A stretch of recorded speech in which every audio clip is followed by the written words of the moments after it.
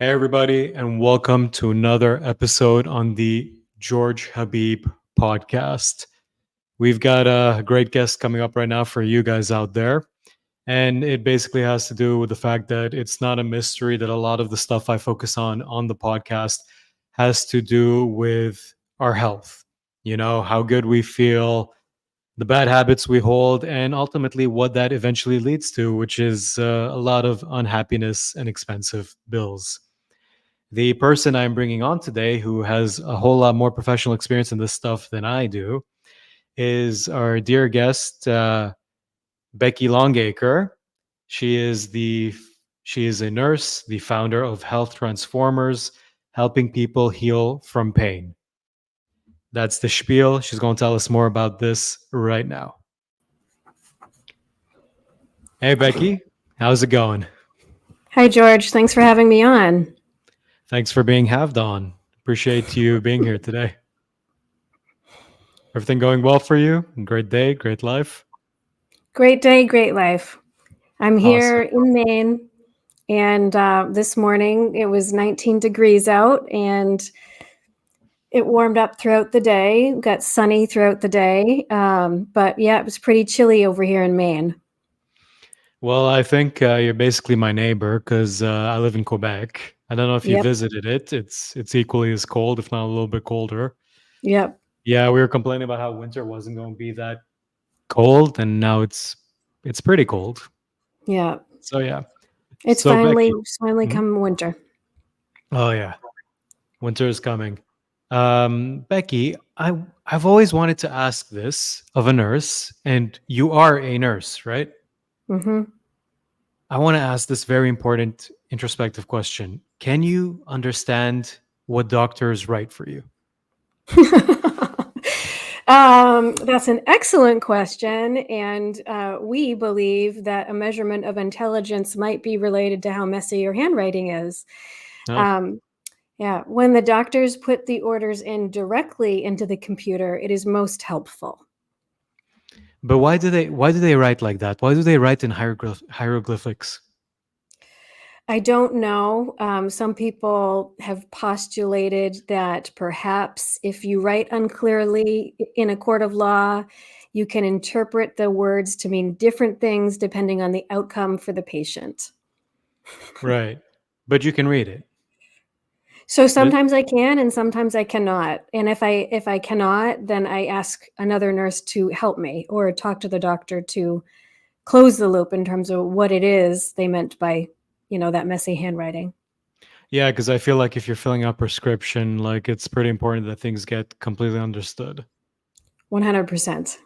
Yeah, otherwise you might give them some pretty serious medication. But yeah, tell us more about what got you into nursing, because some people have like they want to help people, they want to heal people, make people feel better. Yeah. And then some people think it pays pretty well, at least here in Canada. Can we Yeah. ask what was your case? Yeah, so my nursing story is I was working in an assisted living facility and I was taking care of the elderly. And there was this one lady, I was in college and I hadn't decided what I wanted to be, what I wanted to major in. And there was an elderly lady that had scales on her legs. And I asked the nurse, I said, I'll put the cream on her legs, but, we need to heal her legs. And the nurse was at that time very burnt out. The nurse had nothing to do with it. She didn't want anything to do with it. But she gave me a choice of a cream to put on this woman's legs. And I chose the cream that I thought was going to heal her legs. And day by day, I saw the scales coming off of her legs. I saw her skin heal. And that's when I decided I wanted to be a nurse because I wanted to be a part of helping people get better. Right. And how long were you a nurse for? How long have I been a nurse? 17 years. Yeah. That's a long time. I'm guessing you've seen a lot of interesting stuff. Yes, 100%. I want to ask, is being a nurse like a really fulfilling job? Because I feel like there's a lot of people out there, they go get a degree in like ancient Greek poetry, or like indigenous ceramics. And a lot of people might argue, but like I would kind of say I don't feel like that gives a lot to society. But for me, when Mm, you work a job like nursing or a mm, firefighter or police, or you join the army, or you're a mhm. doctor or a lawyer, like I feel like those are the kind of jobs that define you. You know, it becomes a status because you're Mm, actually helping society. You're kind of, I would argue, you're pretty useful. yes, I would agree with that. I mean, everyone has their place, and the ladder makers are important when you're trying to get to the second floor of a building from the outside, for example. Um, but yeah, healers definitely have a place in society too. For sure. And the thing is, we already had a conversation about this before, and it's basically going to be the main focus of this podcast. You didn't solely stick to nursing. Right, Eventually, you branched out and formed a business of your own. Could you tell us right. more about that? So, Health Transformers was born partly out of my experience as a nurse and my experience as a patient in our healthcare system. So, in my case, it's the American healthcare system where I saw over and over and over again that patients would get a diagnosis and they would be prescribed pills or they would be prescribed surgery or maybe a diet plan, maybe physical therapy. But in terms of intensive teaching as to their diagnosis and what they could do to make the diagnosis either reverse or not have such an impact on their life, that has totally been neglected. So I experienced this as a nurse and also as a patient. So I have ulcerative colitis. I also used to be overweight. I used to struggle every day with back pain and anxiety. I went to the doctor. I was given pills. I was given physical therapy exercises, but there was no discussion in terms of lifestyle changes that I could make to heal myself. And so, as a nurse, I knew that that picture was incomplete. And I knew, based on research and personal experience, that there were things that I could do to heal myself. And so I did. And I formed this health coaching program, Health Transformers, to offer this to other people. Right. And I want to ask, is this the issue you found? Was it unique to like a Western healthcare system, like specifically the States? Or would you say it's kind of a problem with modern medicine in general, where the basic mentality of it is we got a we got a one size fits all kind of policy. If you're not dying, don't waste my time. Yes, very much so. One size fits all protocols, and not a holistic approach at all.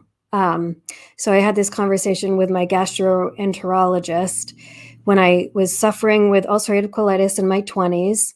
He wanted me to go on escalating more and more stronger medications, including injections with biologics. And I looked at him. I love my gastroenterologist, but he's trained in a certain way of treating people. So I looked at him and I said, I am not going to do that. I am going to investigate other ways to manage this disease. And so through health behaviors, through changing my health behaviors, I've been able to stay flare free from ulcerative colitis for as long as 7 years. I've healed back pain. I've lost 30 pounds. I no longer suffer from anxiety. And it's not rocket science what I do. It's just basically taking care of the body. But the thing is, Becky, a lot of people would have just stopped at that. You know, they would have like kind of experienced like all the benefits for themselves. They would have improved their life, and that's great, of course. But you took it a step further because now you're trying to do that for other people. I want to Yes. ask, number one, do you see a big need for what you do? Like, is the demand out there? And number Yeah. two, what pushed you to do this for others? So we had talked a little bit before the show about having an entrepreneurial spirit. And so some of my motivation for opening the business has been I truly get excited when I see someone shifting just little bits of their lifestyle and it's causing a dramatic improvement in their health. I truly am thrilled when that happens. And the other side of it is I do believe that I'm a little bit of a risk taker, and I think that we need to take more risks in health and healthcare in order to actually solve problems. And so I do believe I have that entrepreneurial spirit as well. Right. And I want to go back to those problems you talked about. What is wrong with the healthcare system right now?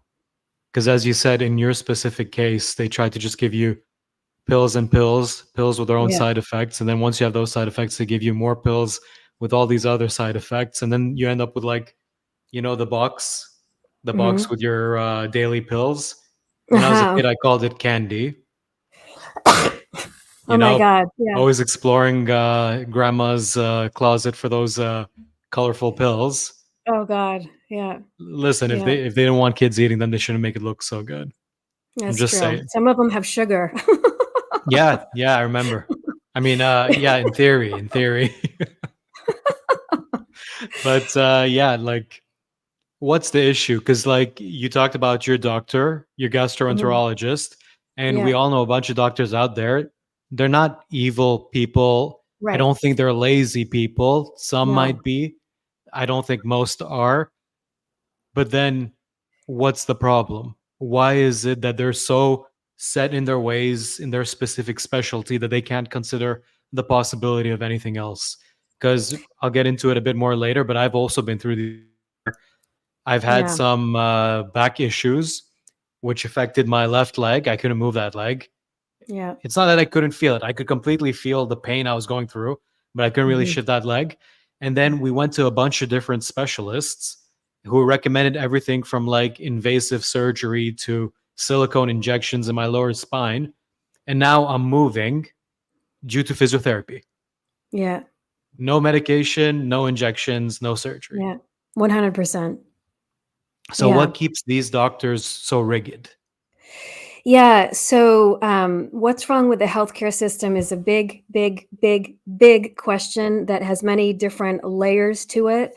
I'm in a master's of health leadership program that's addressing so many problems that we have in our healthcare system.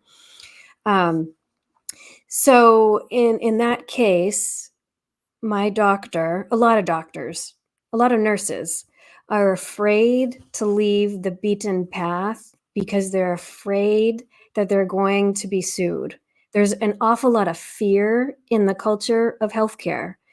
And so, unless something has been studied and then studied again and then studied again and then studied again and confirmed by insurance companies to be valid, doctors won't go for it. So, for example, health coaching is a rather new way of treating people. But because it's so new, most of the time, insurance companies will not reimburse for it because it has not been studied for long enough term. So, I think some of it is fear of getting into trouble, making the wrong call, getting sued.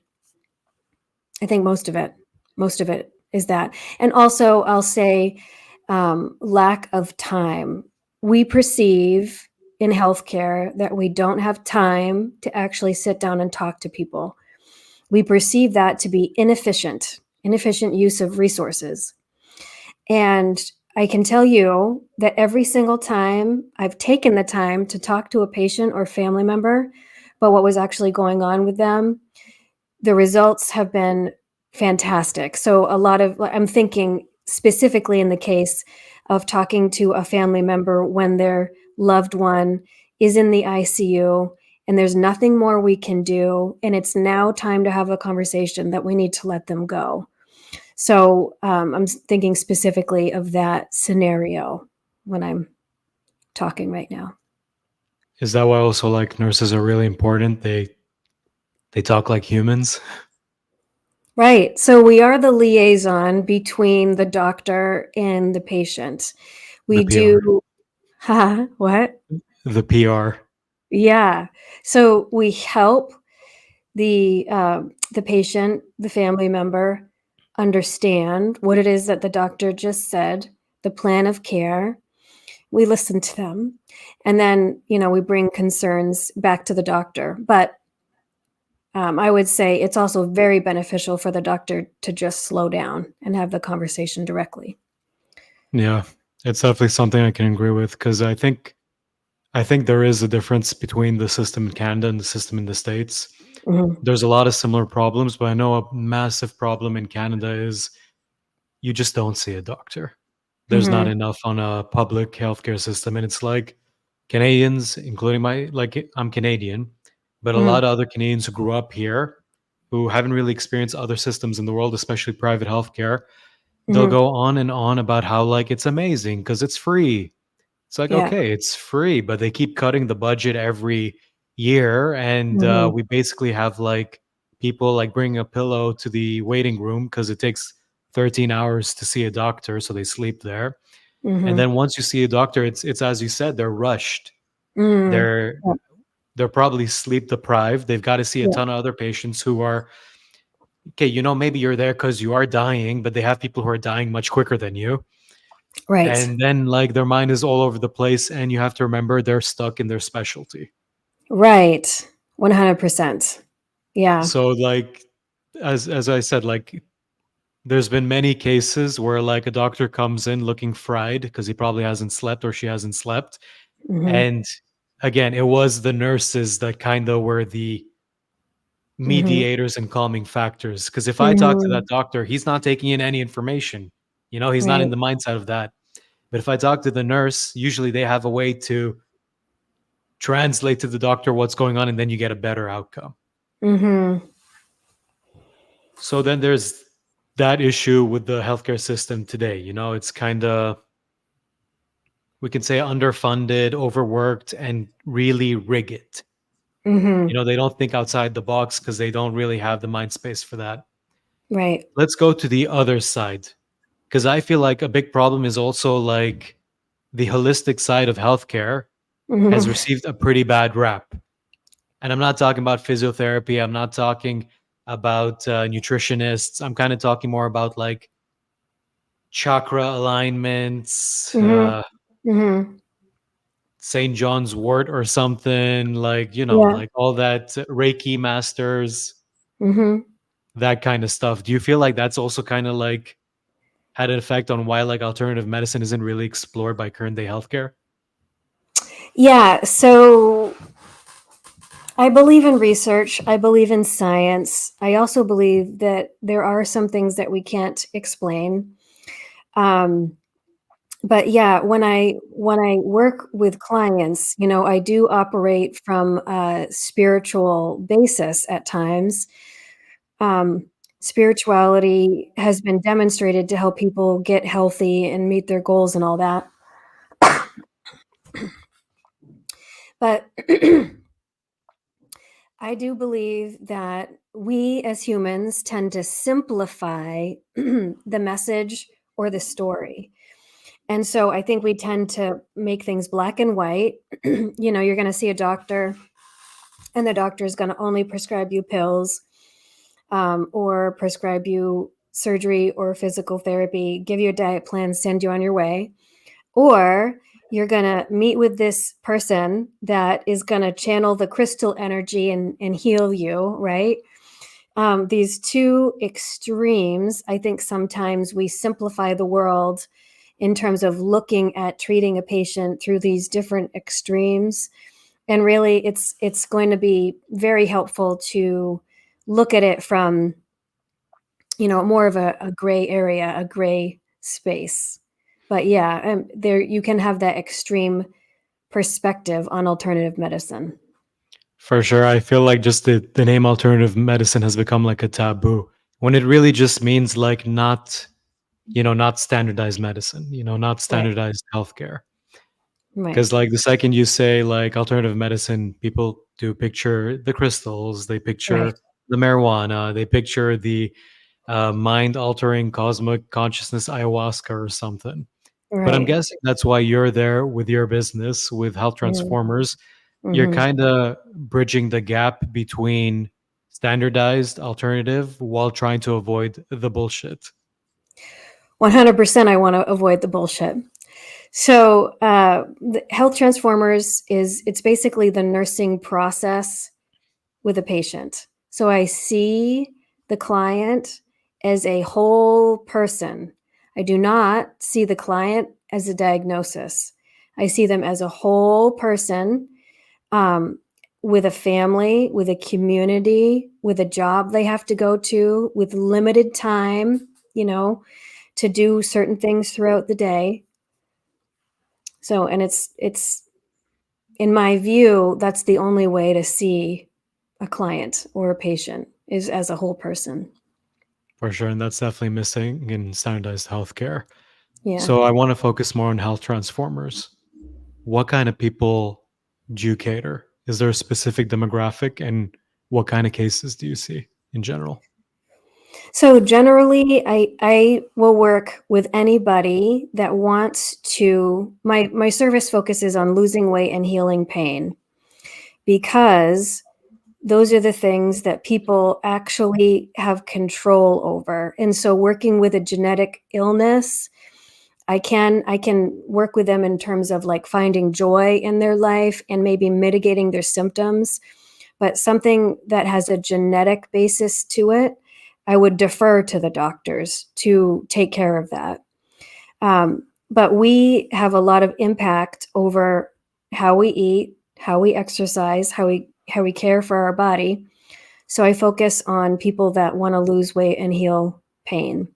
The people that generally are attracted to my service tend to be women that are in midlife, but I will work with anybody that wants it.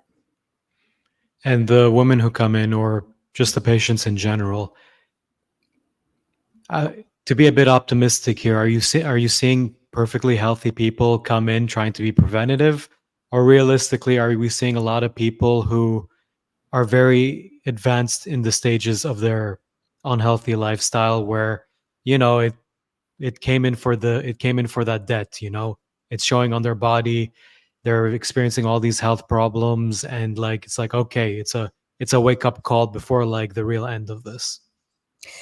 Most people don't seek help until they're suffering. So most people, so if it's weight, they are tired of their BS excuses as to why they can't lose weight, and they acknowledge that they need help from somebody. They need accountability from somebody to meet their weight goals. Or if it's like, I also do a little bit of life coaching. So I've worked with a couple of people that have anxiety, so that if they feel that their anxiety is imposing on their ability to do their job, that's sort of the bleeding neck problem where they're motivated to work with somebody. So a lot of times, you're right, there won't be a lot of proactivity. It's usually like they work with a health coach because they've tried other ways of getting healthy or solving the problem, and they have not been able to solve the problem themselves. But how does the problem reach that level? Because me, if I just focus on myself, I feel like confident enough that if I even see my stomach just increase a little bit, or if I notice my back like is really having a problem there, or if I notice like eating junk food or all these stuff like is really having a negative impact on my life, I feel confident enough these days, at least, that I could stop it in its tracks. How is it with some people? They have ignored the warning labels, then they Mm. ignored the warning signs, then they ignored the danger signs, and Mm. it took a whole. In some cases, it took decades of bad living to get to a Yeah. point where they go to professionals like you or others to seek help. Is it so simplistic to say? And for me, I feel it is simplistic. Is it so simplistic to say like, oh, they're just lazy, oh, they're just weak, or are there like real like emotional, mental, environmental issues going on out there that are almost out of our hands, that kind of Right. drive us into this coping behavior that in the short term, sure, dopamine hit, dopamine Yeah. hit. But in the long Yeah. term, you're kind of fucked. Right. Right. So, Sorry. You are health compromised. yes, health compromised. Um, I love your humor, by the way. So, we as humans are complex and dynamic beings. So that's why we can tell you all the livelong day. The nurse, the doctor, the dietitian can tell you, as a 41-year-old woman that has moderate exercise or not a lot of exercise, 1,500 calories. We can write that prescription and send you on your way. But if people, first of all, they need to understand what a serving size is, because people don't know what a serving size is for food. Secondly, they might be struggling with feelings of codependence or having boundary issues in terms of not being able to say no to their family or job, in terms of going to the gym. So there's many times other reasons why people are struggling. If information and data was all we needed to lose weight and heal pain, then we would have no obesity in the world. It's because that we are complex people and we need sometimes that accountability to move forward. Is it not just enough to want to live longer, or to at least be a person that doesn't cause pain to your loved ones because they are a witness in all of this? Mm. So, and we can use that, the pain to the loved ones, or in I'm working with a client where her kids are her motivation for making the change, because she could see, just like I could see, how eating to cope with feelings was demonstrating I was being a bad role model to my kid. She could recognize she was being a bad role model to her kid, and she wanted to be a better role model. So, honestly, I can't force anybody to be ready. And what you say is true, George, in terms of people sometimes do. They can't change their behavior and they literally die early. That's the truth of it. And that's what I saw working in the critical care setting. Some things were, not preventable. Some things were truly genetic, but an awful lot of the patients that I took care of in the critical care setting were patients that it could have been prevented if they had just taken care of their body. Yeah. Could you give us a few examples of how that looks like? Like visually, if I was seeing a person who never tried to be better, and then the consequences of their lifestyle caught up with them, like how does that look? Because I would assume, like, there, as a nurse and also being involved in the work you're in, Hmm. you do see these people who are like pretty close to an emergency, you Yeah. know? And obviously, without naming any names and without too many identifying features, could you just give us how that Yeah. case looks? So, one particular experience comes to mind where someone was a smoker. And if you're a smoker for long periods of time, it slowly kills off your tissues. And this person had to have multiple toe amputations because they just could not break the habit of smoking. Another one is, someone losing the ability to walk because they just got so morbidly obese, they could not lift their own body weight anymore. Again, I can't imagine reaching that point. Like it, at some Yeah. point, it has to be a serious mental issue that cannot just be said, "Oh, they're stubborn." Right. Oh, yeah. There's definite, for a lot of the patients, I'm sure there's trauma involved. There's a study that had demonstrated if you get to the point where you're obese and morbidly obese, there's a high likelihood that there was some sort of childhood trauma that went on. And so I just did a workshop actually on stress eating, emotional overeating, because again, if I give you I can give you exactly what to eat. I can tell you exactly the amount of calories. But for some people, they need to understand their motivators for why they eat. Are they eating because it's their only reward system after a long, hard day, as opposed to taking a bubble bath or, doing a craft or talking to people? Are they eating because they don't want to feel vulnerable feelings, So it's the human factor that health coaching helps. We assist the human in making changes. Would it be fair to say that by just being there, I mean, I think it's an added benefit. You are a professional and a nurse, definitely Mhm. complementary features. But is it fair to say that just being there and like kind of making them accountable a bit, but also not letting them feel so lonely to the point that Right. they just have to resort to like these cheap McDonald dopamine hits, that helps your presence? 100%. So it's all about accountability in a supportive environment. So someone's A plus might be someone else's F. And so I have to see where people are starting from.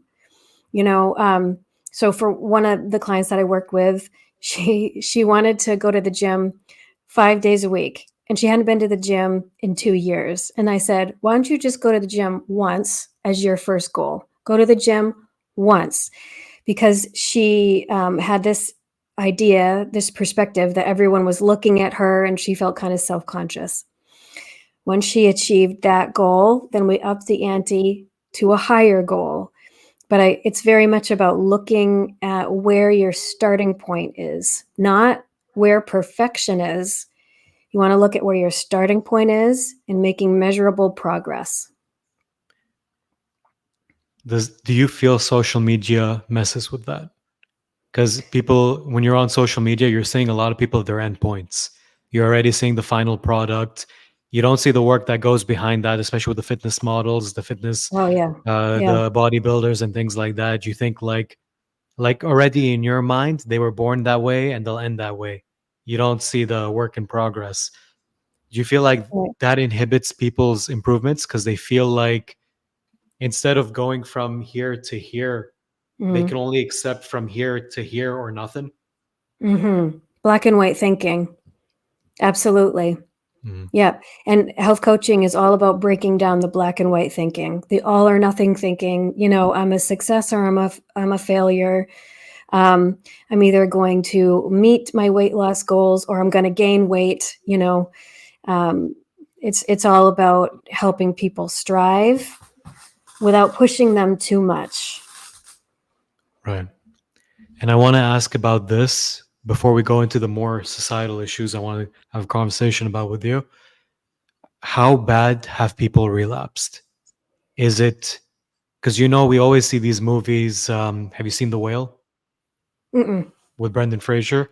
I'm not going Okay. to spoil it for you, but it's a beautiful movie about basically a man who, he's morbidly obese and there was a lot of issues going on behind it. But one Mhm. of the most depressing parts of that movie is there is a scene where, he keeps trying, he throws away the pizza, he throws away the snacks, he puts down the Snickers, Mhm. and you feel like a bit of optimism. But then the guy has Mhm. one bad period, and then Yeah. he eats everything at once, and it's like, oh, okay, never mind. Yeah. Have I as I it, need to see that movie. you need to see, like, I really Yeah. recommend. It's actually a beautiful movie, in a Yeah. time where like good movies are very rare these days. Yeah. But you as a professional, I'm assuming like you'll see a lot of people make either a commitment or show progress or reach a Mhm. certain milestone. Does it ever depress you if one day you find out, oh, okay, they relapsed? Mhm. They picked up one bar, then another, and then they ate a whole cake. Right. Um, I'd say that that's just part of it, and some people, unfortunately, will eat themselves to death. That's a true statement. Other people are gonna be able to get the wake-up call so that they do make consistent progress in the right direction. So, yeah, I guess I accept that to be true, that people do eat themselves to death with diabetes, or being morbidly obese, and your heart, you can get into congestive heart failure from obesity and things like that. Yeah. Is it more the congestive heart failure than the myocardial infarction? Usually the myocardial infarction happens before the congestive heart failure, Right. but can happen before. Right. So now I want to talk about more like the macro of it. Because in the end, we are so far we've been talking about individuals, individual problems, internal struggles, like internal health problems, internal mental disorders or issues. We've been Hmm. focusing on the person. But, Hmm. I don't think it's always just the person. I think what leads to this problem is always a combination of your environment. It's basically the problems you have personally and the environment that enables you Hmm. as a society. And it's not a secret to say like we're getting fatter. Hmm. It's not a secret. It's true. Yeah. Like we're having more seasons of The Biggest Loser and things like that. Like okay, I'm sure there's Yeah. studies out there, but let's use that as the social indicator.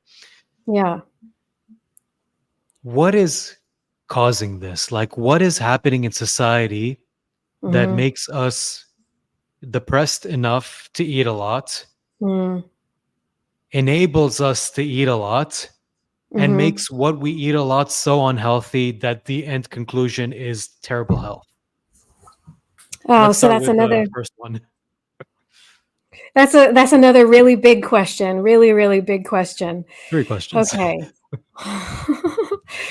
um, okay. So we are larger in general, in part because a lot of us no longer work in the farm, or we no longer work manually scrubbing laundry or walking to work, things like that. So we are using less energy on a daily basis, and food, the availability of food, even if it's crappy food, is more readily available to us. So the balance has been tipped in terms of we're not spending calories, and we're consuming more calories than we need. That's one problem. Another problem is we don't understand what a serving size is. So when you go to a restaurant, you are consuming 3 to 5 times the serving size of that food group in the restaurant. So we don't know what a serving size is anymore. Also, because we're getting bigger, that's changing the actual numbers. So I might be, like, say, the 20th percentile in weight for my height. So that might sound pretty good. But because every single one of us is getting bigger, it's changing the scale, if that makes sense. Yeah. So it's shifting the bell curve. So, for example, with kids, my kid was once upon a time in the 90th percentile for height and for weight. So he's tall, and he was also big boned. But when the doctor explained it to me, that they don't base it off an absolute number, they base it off of percentiles. That told me that my kid was getting set up for being overweight, which is a major reason why I made my own changes so that I could be a better role model to him. So we're all getting bigger. And so we as humans, we look around at our pack, at our community, whatever, and we see every single one of us is bigger. So we're really not that fat because we don't know what a normal weight looks like anymore. We have lost perspective on what a normal weight looks like. And so again, we go from obese to anorexic. And those are the only two ways to exist, as opposed to normal, healthy weight. Yeah. Those are some of the problems. Yeah, There's it's as there's you said, it's as we touched upon before, the standardized one size fit all system doesn't really work. right. So so that's a lot of the issue behind the eating. What's causing the eating? What's causing the comfort food? Because I don't know if you've seen a couple of my channels. I interviewed one of my guests, Chris Schnabel. He Mhm. lost like over 100 pounds because he was, getting morbid. And he said a Mhm. lot of the thing behind the eating was just like it's a cheap way to feel good. Because Yes. I feel like people my age, millennials, Gen Z, if we go younger, Gen Zers, and even other people, like we want to feel good. The Mhm. world. I don't want to be too emo, but if you watch my channel, I'm a professional complainer. So I feel like the world is just becoming more dim or bleak, and I want to Mm. feel better. I can't afford Mm. to go to a fancy restaurant. I can't afford healthy food. It's pretty expensive. I can't Right. afford to go kayaking, to travel, and Yeah. I don't want to do heroin. So like that's not an option. Right. What's the easiest option for that quick hit, that quick dopamine fix? I go to Right. McDonald's, I buy a burger, I eat Yeah. it. I don't feel great before. I definitely don't feel great after. My bowels aren't happy. But right in that Right. moment while I'm eating it, I feel great for a few seconds. Right. And then I 100%. crash. And then I gotta buy another one and then I crash. So 100%. that's me, like as an entitled millennial, that's I feel like there's a lot more like things keeping us bleak. But you, as a professional nurse, professional health expert, someone who witnesses a lot of things, what do you Mhm. see with your clients that's pushing them towards this comfort eating? Okay, so you kind of mentioned it with the dopamine hits, and that is 100% true. So, and I used to be an emotional overeater. And so, a major part of my message is I'm not just talking to people from an academic or clinical perspective. I'm talking to people from a perspective of someone that has actually been through it. Um, so the dopamine hit is a very real thing in terms of, I've had a hard day. I don't have any other reward system other than to eat because it's quick, it's fast, it's convenient. Um, and then also we have a hard time being real with each other. And so you had mentioned that in terms of social media. Social media, I'm on social media because I have to be for my business, but social media is not good for my soul. It's really not, because people are not being real with each other. People are not sharing. It took them 9 months to obtain that six pack, or it took them a year to lose 50 pounds in all reality. Um, so we're having a hard time being real and vulnerable and true with each other. Yeah, especially with the social media. It's not Mhm. just about not showing the hard work, it's also about like promoting shortcuts, especially the Yeah, diet pills, shortcuts. Oh my god. bad It's diets. yeah, yeah. There's so many people that are saying, "I lost 20 pounds in 20 days," and it's just like, that is not a true statement. I'm sorry, it is not a true statement, and, we want to believe that it's true. We want to believe that it's so easy to lose weight. And really, I would put losing weight up there with quitting smoking in terms of the level of difficulty, because you have to go through a lot of behavioral changes, mindset changes, priority changes. You have to learn how to eat all over again. So it's there's a lot of false shortcuts for sure.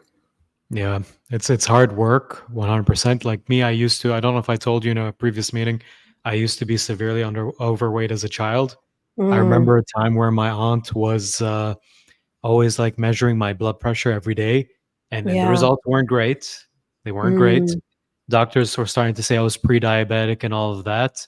mhm. And I was eating junk all the time. Like there wasn't a day I couldn't go without Burger King. Not McDonald's. Burger King is the bigger chain in the Middle East where I grew Okay. up. And like I it wasn't easy. I moved past it. I ate less. Also what helped was like my body finally caught up with the calories I was eating. I had a Mhm. growth spurt and I just started exercising, and from the start of like my really bad days where I was severely overweight to like where I am now, where I like to think I'm in a healthy weight. Other bad habits, but in terms of weight, I feel like I'm getting it under control. Even though it took me all these years, I cannot say it wasn't worth it. Mhm. Like, I'm happy like this. Like, I Mhm. wasn't happy being severely overweight. And it's not just when I was a kid. Like, I've even had like fluctuations, you know? You'll have one year where you gain 30 pounds, and then one Mhm. year where you go back down to normal. You just don't feel great, you know? You feel tired over the time, you know, the fold on your stomach every time you sit down or lie down. You know, you Mhm. notice it's there. It's there. No one Mhm. notices more than you even. Yeah. And I'll give you a story where like one of the lowest points of me during like a binge eating phase was in university, where where I bent down and then me and my buddies were all drunk in an elevator. I bent down to just pick up my keys, and Mhm. I'm wearing Levi Mhm. jeans, which is like a very strong material. And in front of Mhm. everyone, I Mhm. split my very expensive Levi jeans in front of everyone. Mhm. And then it was like, okay, no, I gotta lose this. This is not good. Mhm. Like, I never Was that your expect. turning point?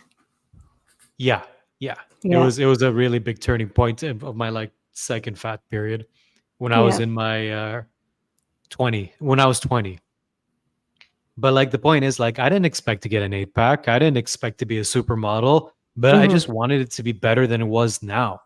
Right. And what 100%. helped was like, you know, when you're in an Arab family, when you're in Arab society, people don't hide their opinions. Mhm. So, That can be a good thing and a bad thing. oh, they didn't have to be so hurtful. Yeah. When your grandma Yeah. says you need to stop eating, you need to stop eating, Yeah. especially when it's grandma. But like Yeah. all this, just to segue into this specific part I want to cover, which is when I was fat, people let me know. People in my family, other people, even girlfriends at the time, they let me know. But now I feel no one is letting anyone know. Like people are Right. afraid to let their loved ones or others know, like, hey, listen, this is not healthy. Like this is not good. You Right. split all these genes. You can't. You're wheezing every time. I'm worried for you. Yeah. So I want to ask you, and we discussed this how we are going to talk about this topic.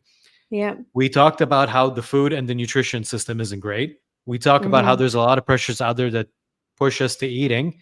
So now I want to talk about with you, Becky, the fat acceptance movement. Mhm. What enables us to continue this bad habit? Yeah. I feel these So days like it's not only people are afraid to talk about it for fear of being called fat phobic, whatever that means. yeah. It's being encouraged. It's being trendy. Yeah. As a Yeah. person, I cringe when I see that. I'm not a health Yeah. professional. As a Yeah. person who's seeing all your training, all your personal beliefs, all the signs get thrown out the window. Yeah. How does it feel to see that movement happen and gain track? Yeah. Yeah, I've heard it called the body positivity movement. And someone, you had asked me that question. Someone else had asked me that question as well. What do you think about that? And my response is it is good to love your body. I teach you in my health coaching program to love your body. It is good to love your body. You are not loving your body by eating yourself to death. You are not loving your body by gaining so much weight that you need to have hip or knee surgery, or you get diabetes, or you have high blood pressure, or you get a heart condition. That is not love for your body. So it's two different things. And yes, I too have felt rather frustrated. With people being all rah rah in terms of accepting obesity as, just loving your body. And, I guess I have to be careful with how I word stuff. You But, can be careful. I'm not going to be careful. but it's not. I mean, that's what it comes down to is you are not loving your body by eating so much that you have to get joint replacement surgery or you have to take medications because you have high blood pressure. diabetes or you get the heart condition. So it's a bunch of, some of it's a bunch of BS. That's what I'll say about that. Yeah, I just don't know how it started because it feels like, look, there was a point in our time, and I think you remember the time period as well as I do, in like between Hmm. early 2000s, 2010, where a lot of supermodels just died because they didn't eat. Do you remember that Mm, time yeah, period? Like every day, it was like a model who yeah, went super anorexic, yeah, and they died from anorexia. yeah, And then yeah. there was just this period of time where like America's top model, now they revamped their image, but like there was a period of time where every show, on every TV series, where like people who were just a regular weight, or even some women who were curvy, like Hmm. just curvy, were being Hmm. told they were like plus size, Right. and that the Yes. beauty standard was like these girls with like, they looked like Skeletor. And Yeah. it's sad because a lot of young girls were made to die way earlier than a normal age, because you had movies telling people this was beautiful. You had other models like Tyra Banks. She doesn't want to admit it, but Tyra Banks was on that skinny train, Yeah. pushing these models to lose weight. You had society telling all these women they had to be skinny as hell. And then I'm Hmm. assuming like 2010 and the years prior was like the period of anorexia. Right. So then after that, I think like there was a big movement to like be more body positive. Curvy is Right. not bad. Gaining a Right. few gaining a few pounds isn't that bad. Having like a little plump here and there isn't that bad. Right. But how did we take it so far from one extreme where you'll die if you don't gain weight, to this other extreme where you are dying because you are gaining all this weight? From I like think, from your perspective, yeah. like what happened? So I think it's our simplistic thinking, honestly. It's our inability to see the big picture, and it's extremist thinking. And this way of thinking sells headlines. This black and white thinking is really great at selling media, selling pictures, selling things like that. So yeah, I don't have a concise answer in terms of how we got here, in terms of, like celebrating obesity as loving your body.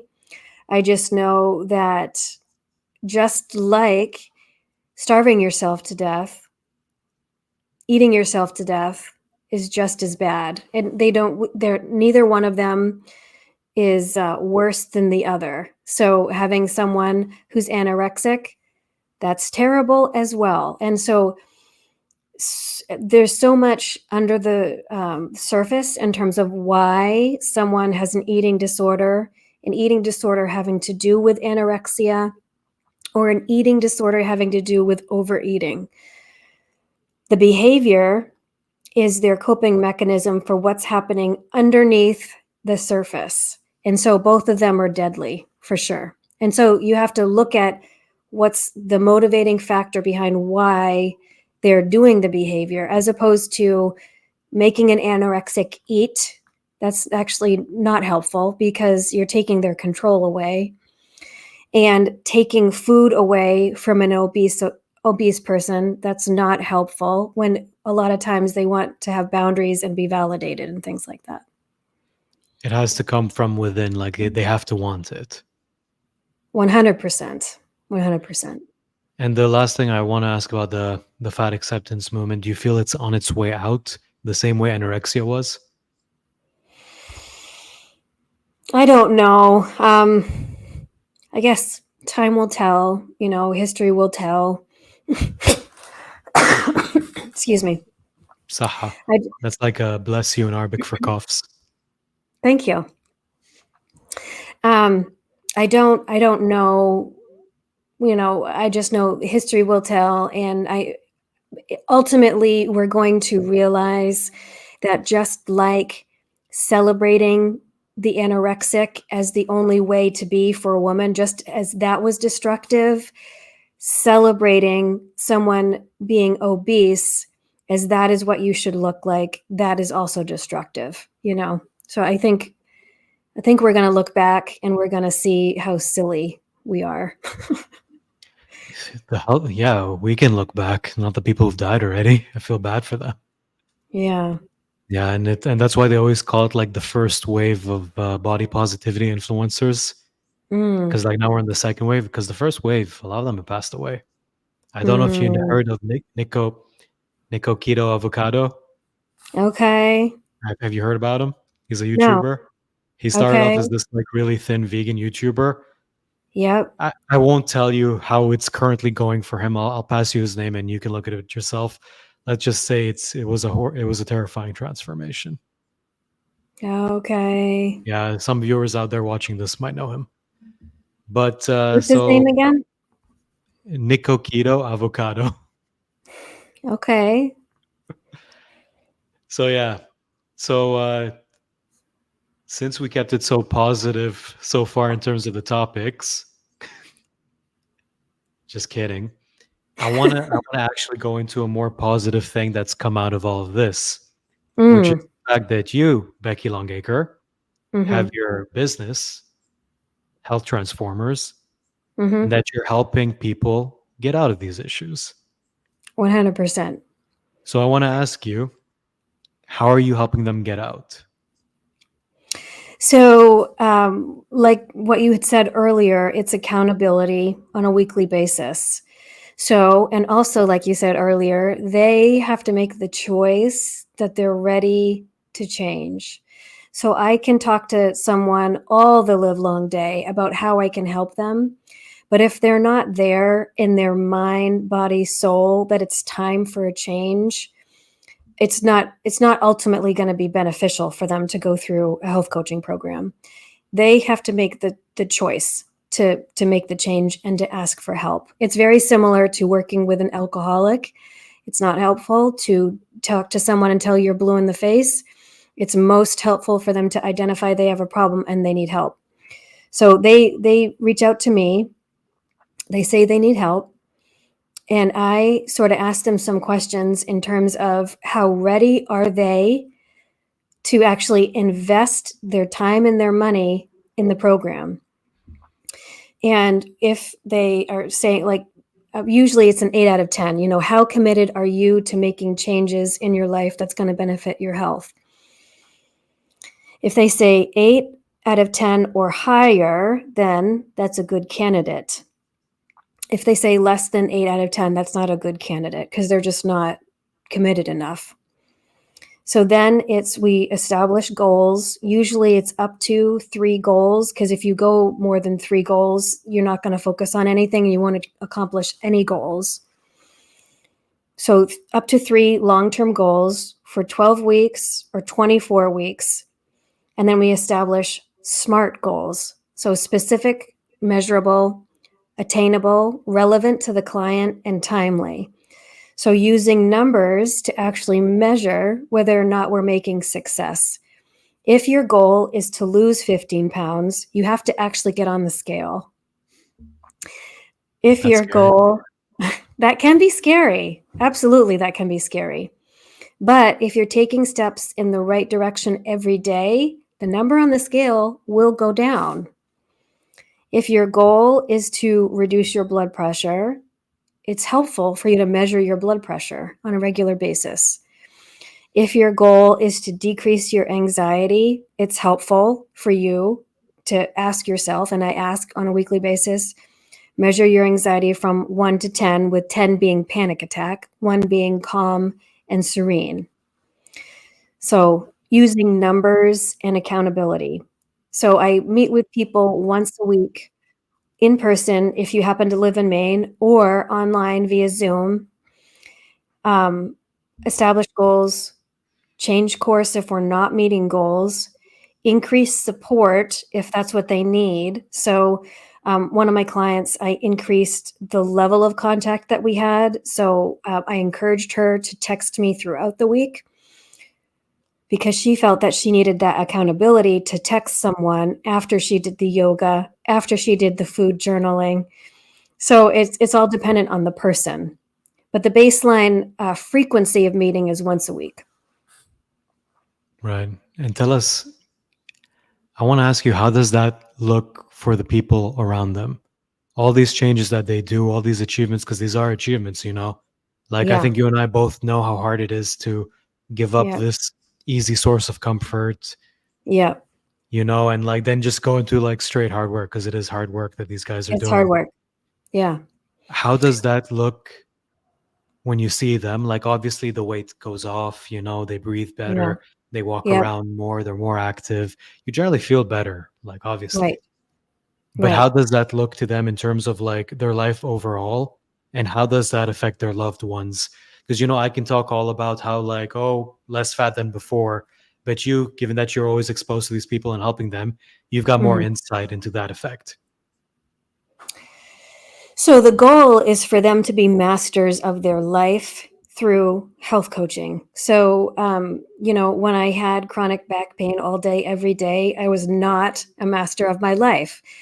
I was consumed and distracted by back pain.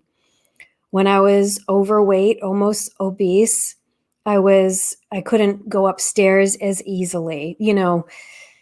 And so the goal is to get people to be masters of their life, for them to be empowered individuals so that their physical transformation is a symptom of what's happening really spiritually, and for them to be in control and empowered in their life.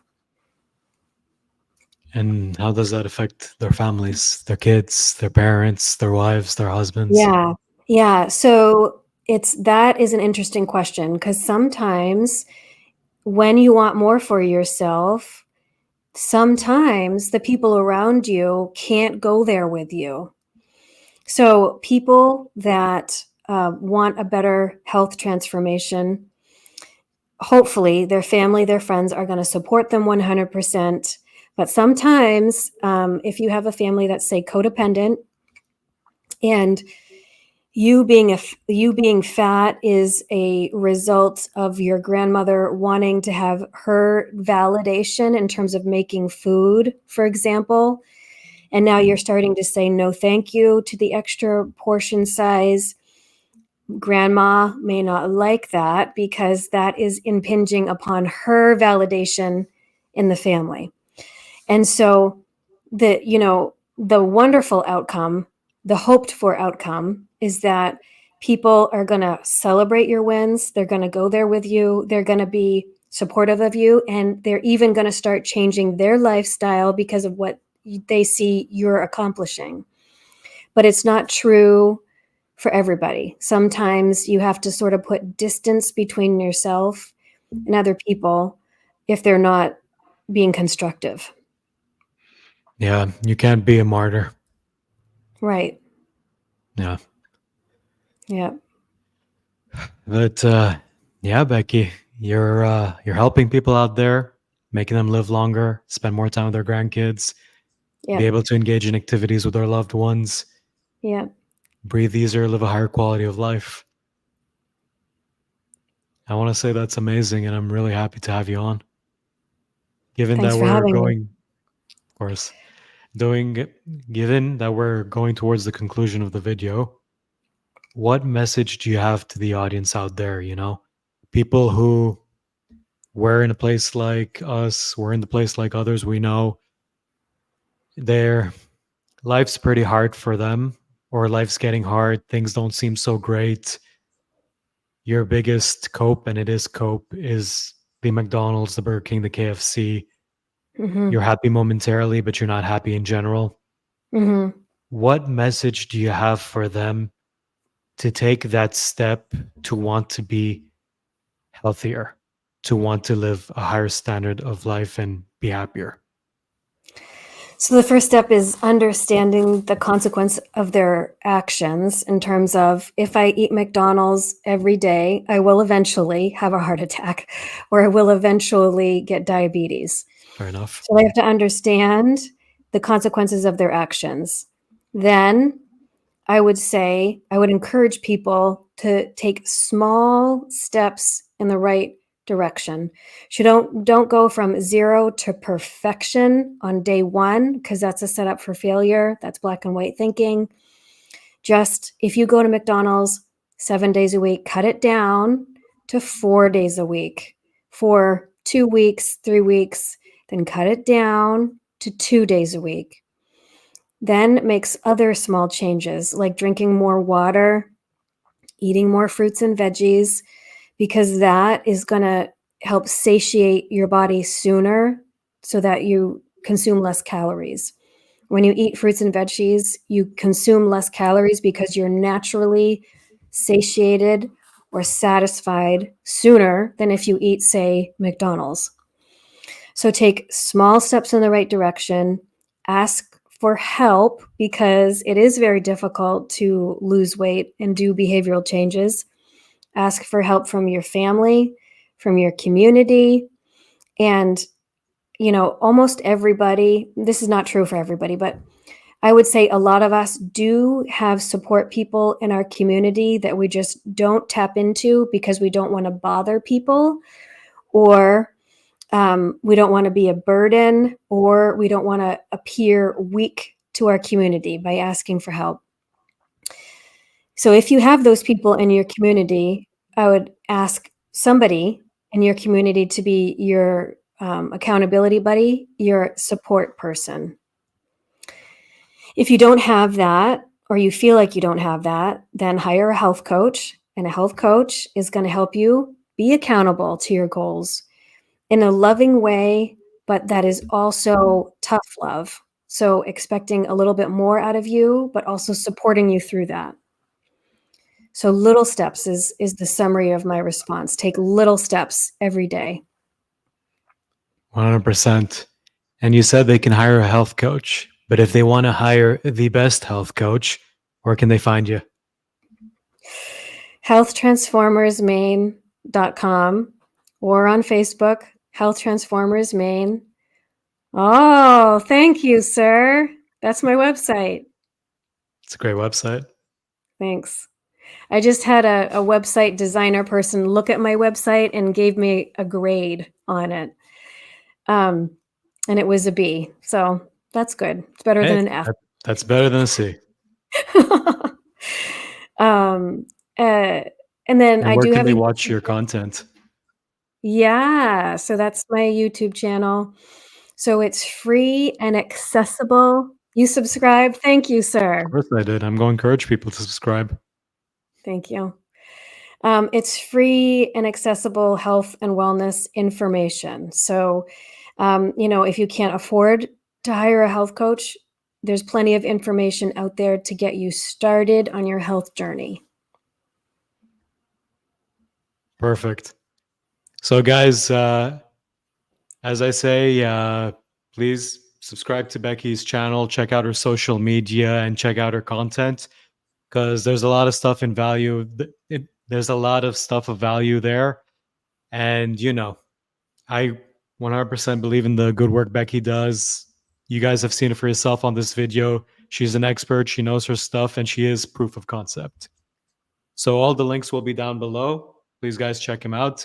And if you haven't already done so, please like this video, subscribe to the channel, share our social media, because doing so helps this community grow. The more this community grows, the more amazing experts we can bring on, like Becky Longacre. Becky, thank you so much for being on. Thanks for having me, George. For sure. And if you would do me the honor, I would definitely like to collaborate more in the future.